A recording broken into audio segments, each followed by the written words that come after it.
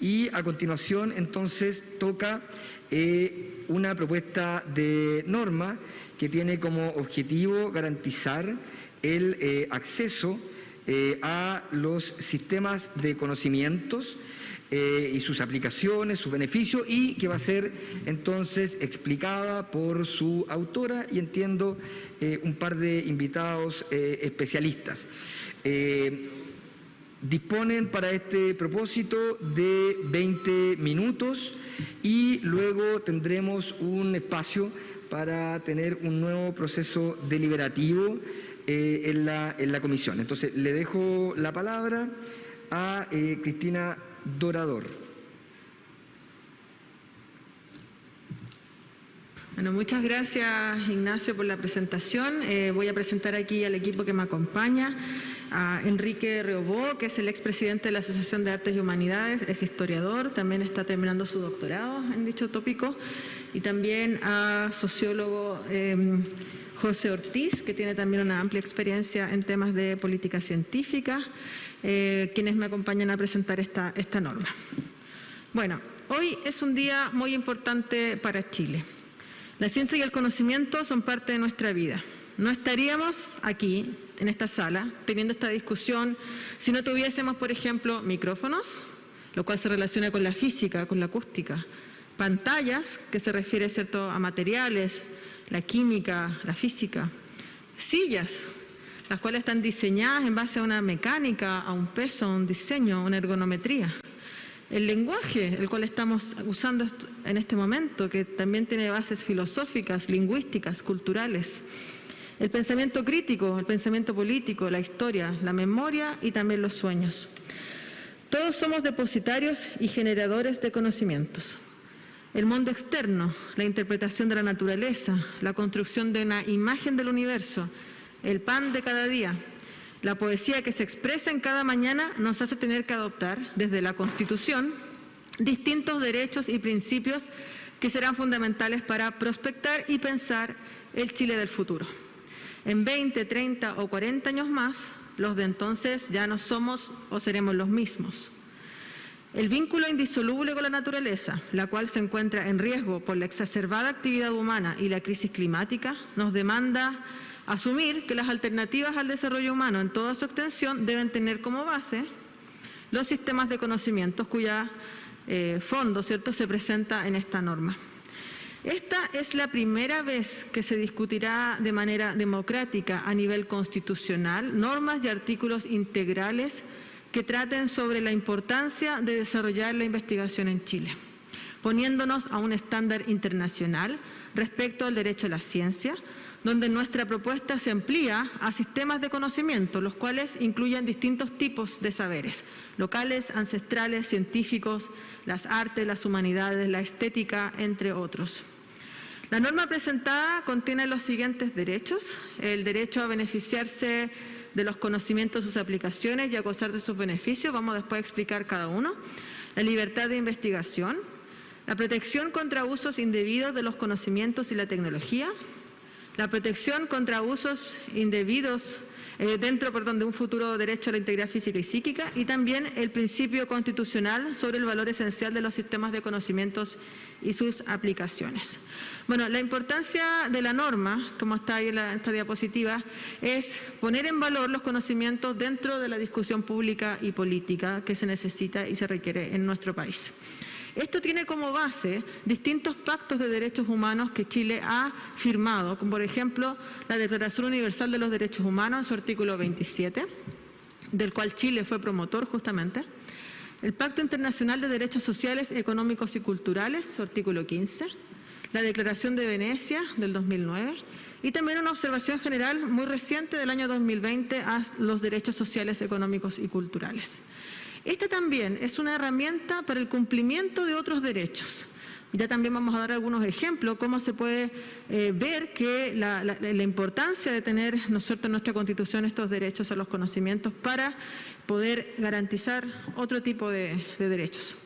Además, es clave para pensar un desarrollo sostenible, que es muy importante en el contexto en que estamos, donde estamos replanteando ciertas formas de convivencia entre nosotros, ¿cierto?, los humanos, nuestras sociedades con la naturaleza y también con el desarrollo productivo, por ejemplo. Y además, el desarrollar conocimiento es relevante en sí mismo, porque es la base también de temas tan importantes como nuestra propia percepción del mundo. Recién en la presentación anterior el profesor Calvo nos contaba, ¿cierto?, de cómo la escuela tiene que transformarse hacia un lugar de creación, y eso en realidad cuando vemos, a veces nos gusta ver aplicaciones, en realidad es relevante en sí mismo, en el desarrollo humano per se. Siguiente. Bueno, ahora le doy la palabra a José Ortiz, quien va a explicar este derecho en el contexto internacional de otras constituciones. Muchas gracias. Esta parte es bastante breve y la idea es como contarle un poco de cómo se han tratado estos derechos en constituciones de otras partes. El derecho a gozar de los beneficios del progreso científico y de sus aplicaciones existe al menos en 12 constituciones del mundo, con un texto bastante similar a uno de las declaraciones que se han hecho a nivel internacional por parte de Naciones Unidas. También existen otras, por así decirlo, redacciones similares, y por eso se plantea que son al menos 2. O sea, y este es un tema que cada vez más está apareciendo en constituciones del mundo. El otro derecho que también hemos mapeado es el de libertad de investigación, que existe al menos, este está mucho más difundido, al menos en 34 constituciones del mundo, y en otras 30 hay conceptualizaciones parecidas: libertad de producción científica, libertad de actividades creativas e investigativas, libertad de creación intelectual. Sin embargo, creemos que no es exactamente lo que nosotros estamos definiendo como libertad de investigación.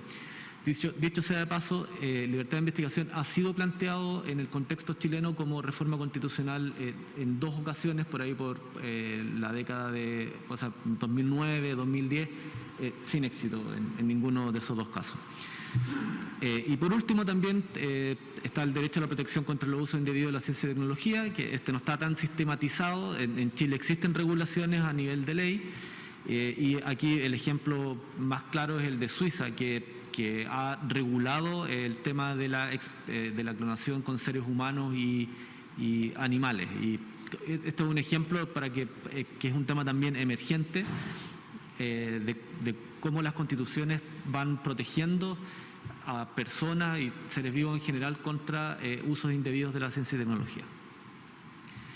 Ahora bien, por otro lado, cuando hablamos de cuál es el rol, o mejor dicho, usos que el Estado le asigna a la ciencia y tecnología o a los conocimientos a nivel constitucional, podemos encontrar algunos ejemplos interesantes, como por ejemplo el caso de Francia, que en su Carta del Medio Ambiente, que es del 2005, algo bastante también nuevo, indica que la investigación y la innovación deben contribuir a la preservación y desarrollo del medio ambiente. O sea, ahí hay una tarea específica que la Constitución le entrega a la investigación.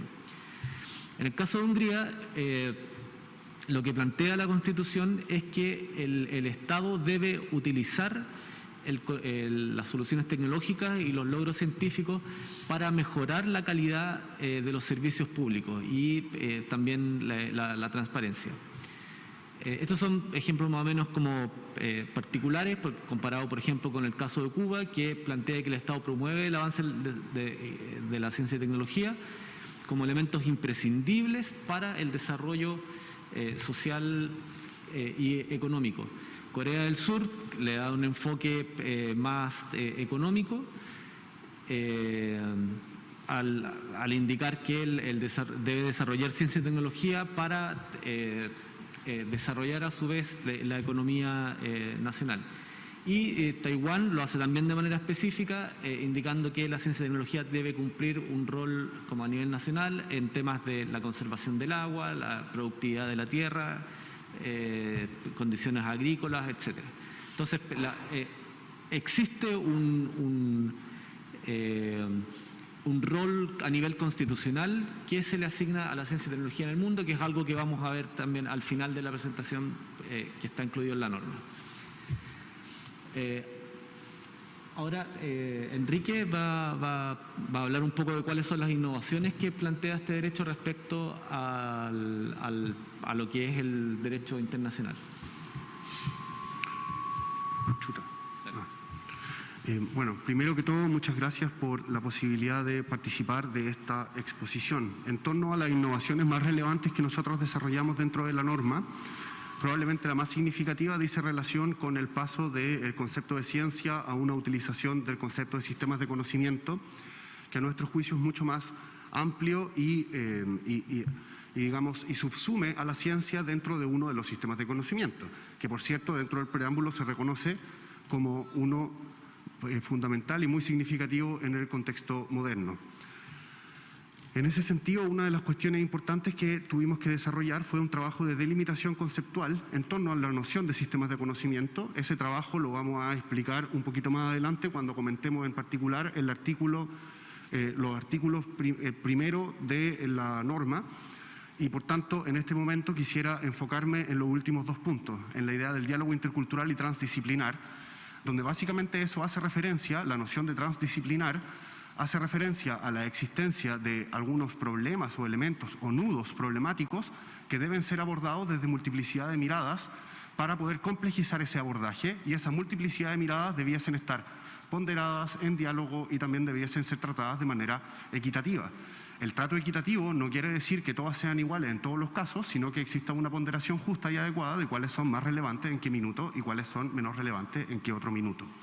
Y por otro lado también existe la noción de diálogo intercultural, en la medida en que nosotros reconocemos la existencia de diversos sistemas de conocimiento que muchas veces están anclados a formas culturales o a pueblos que son diferenciados y que son distinguibles, y que por tanto algunas de las características específicas de esos sistemas de conocimiento pueden ser diferentes, y por tanto es fundamental que exista esa noción de diálogo intercultural. A su vez, nos parecía significativo que en lugar de ampliar el concepto ciencia para incluir a todas estas cuestiones dentro de esa noción, se utilizara un reconocimiento explícito de algunos de estos diferentes sistemas de conocimiento, en la medida en que nos parece que es un gesto de justicia epistémica. ¿A qué cosa nos referimos con aquello? Nos referimos básicamente a que nosotros reconocemos que dentro del momento contemporáneo existe una desigualdad de origen y desigualdad de base entre las distintas formas de conocer el mundo. Y por tanto el reconocimiento explícito dentro de la Constitución es un gesto de reparación y de avance en ese sentido. Cuestión que también entendemos que es sumamente significativa y ha sido de hecho un elemento bien relevante dentro de la audiencia y discusiones que se han dado dentro de esta comisión. José ahora va a comentar un poquito sobre libertad de investigación.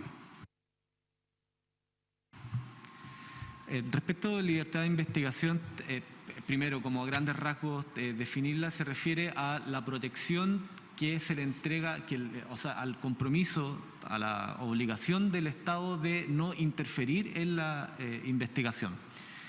Y entendiendo la investigación como un proceso amplio desde la concepción de la idea o incluso antes, desde todo el conocimiento que se genera antes a nivel individual, colectivo e institucional, hasta que existen resultados publicables, etcétera.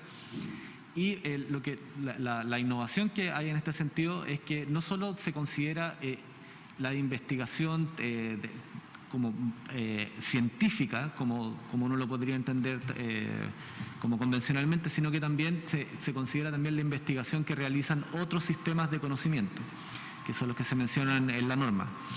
Y esto también tiene una consecuencia que termina siendo una innovación, que es que el concepto de investigador o investigadora también se amplía, porque ya no estamos hablando solamente del científico o científica de bata blanca o el científico de las ciencias sociales, sino que también se considera como científico a personas, trabajadores que realizan actividades de investigación en los distintos sistemas de conocimiento.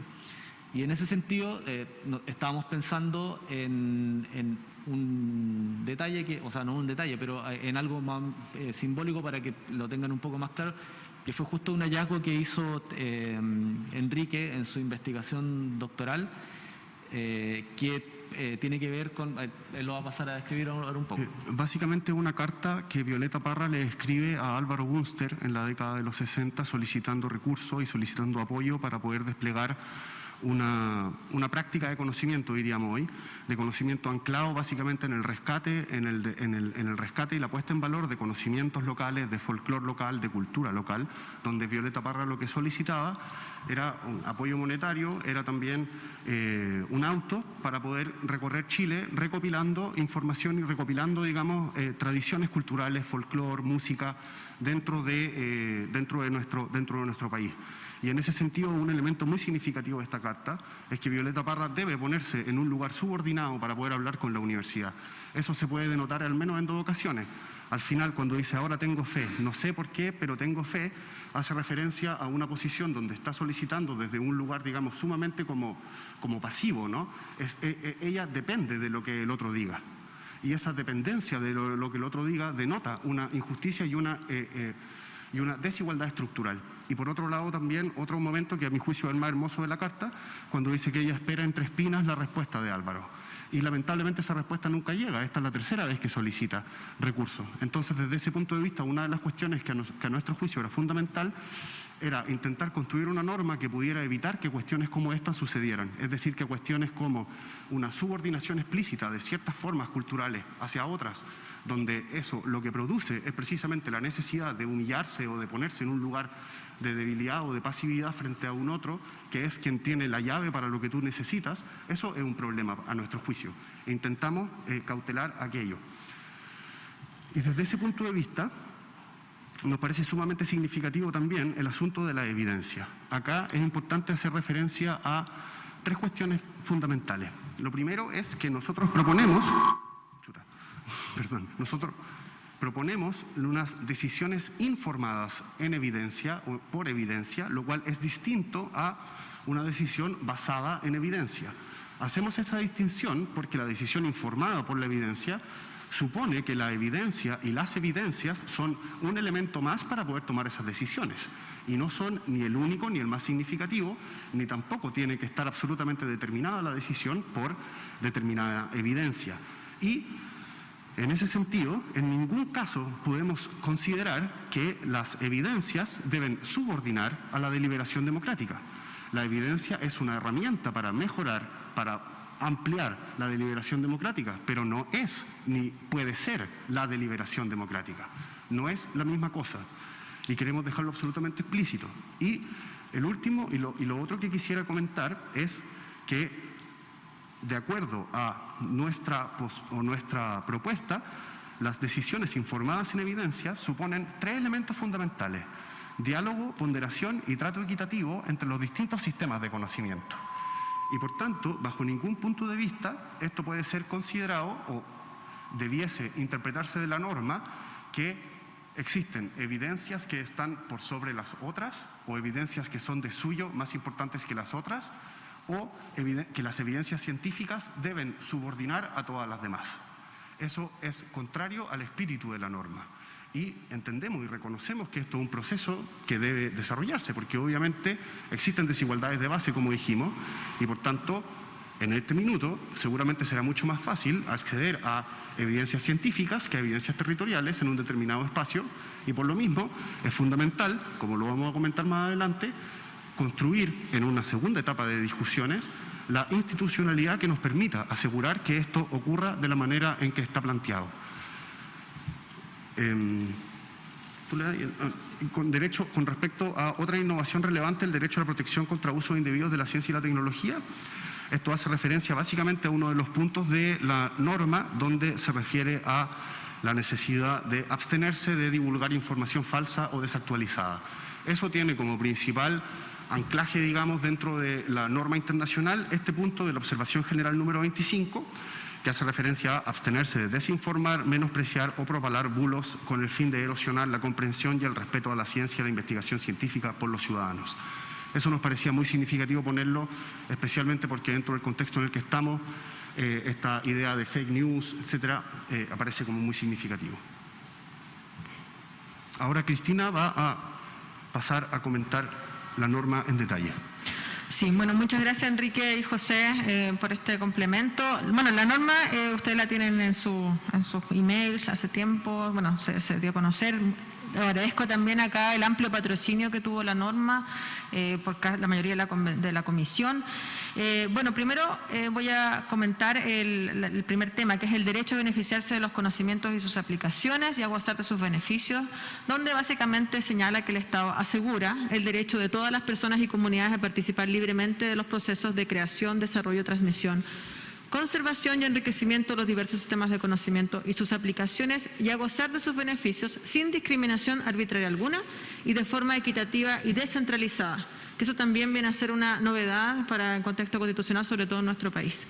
El Estado asegura el derecho de todas las personas y comunidades a participar libremente de los procesos de creación, como ya lo señalamos. Está repetido, perdón. El Estado garantiza la conservación también poniendo especial atención a su acceso abierto y de calidad, que es un tema también que lo hemos escuchado bastante en algunas audiencias sobre el acceso abierto a los datos y la ciencia abierta. La formulación de normas jurídicas, planes, proyectos, políticas y programas deberá considerar las mejores evidencias científicas y de otros sistemas de conocimientos pertinentes, como ya se ha mencionado, que se encuentren disponibles. Acá los puntos claves son, primeramente, la noción de sistemas de conocimiento, que ya lo explicó un poco Enrique, ¿cierto?, que son todos los conjuntos de saberes estructurados, dinámicos y coherentes entre sí, que proporcionan resultados útiles o efectos específicos a partir de manipulaciones calculadas o comprobadas a partir de diversas evidencias basadas en experiencia, comprobación empírica o marcos conceptuales compartidos por una comunidad respectiva. También el tema de creación, desarrollo, transmisión, conservación y enriquecimiento son nociones que están interrelacionadas. Es muy importante también ver esto como una integración de formas de avance.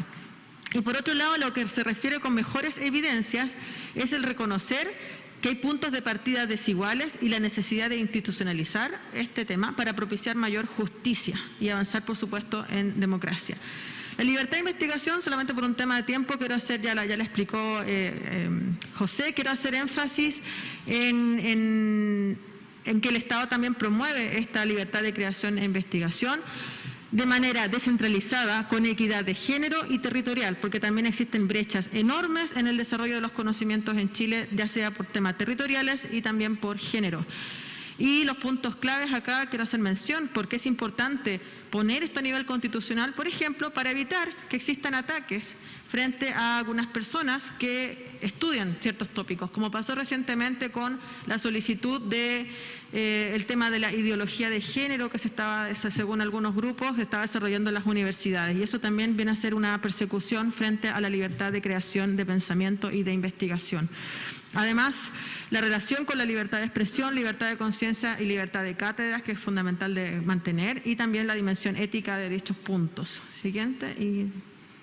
Y finalmente, bueno, terminando, la protección contra los usos indebidos de la ciencia y la tecnología, que son aplicables, ¿cierto?, del derecho internacional de los derechos humanos, las garantías de las personas y también temas de conservación de la naturaleza y su biodiversidad. La siguiente. También acá está el tema de las noticias falsas que ya se mencionó. La siguiente. Y los puntos claves acá, casos históricos de derechos fundamentales como límite, por ejemplo, la eugenesia, la esterilización forzada, la utilización de identidad genética sin consentimiento, la vigilancia masiva pública y biométrica, que también hemos escuchado frecuentemente aquí en estas audiencias la importancia de regular aquello, y el vínculo con otros principios y, por supuesto, subir el estándar de la discusión pública y necesidad de actualización constante respecto a los conocimientos. Y finalmente el principio que cuando José mencionó cómo los otros países ven, ¿cierto?, el para de este tema, bueno, nosotros proponemos que el Estado reconoce el valor esencial que tienen los sistemas de conocimiento y sus aplicaciones para el bien común, el buen vivir, la definición y despliegue de todo modelo de desarrollo del país y la toma de decisiones informadas. El Estado garantizará y promoverá el trato equitativo, el diálogo y la ponderación en las decisiones públicas de todos los sistemas de conocimientos. Bueno, esa sería la presentación de la norma y nos pasamos en 3 minutos, lo siento, pero muchas gracias por escucharnos.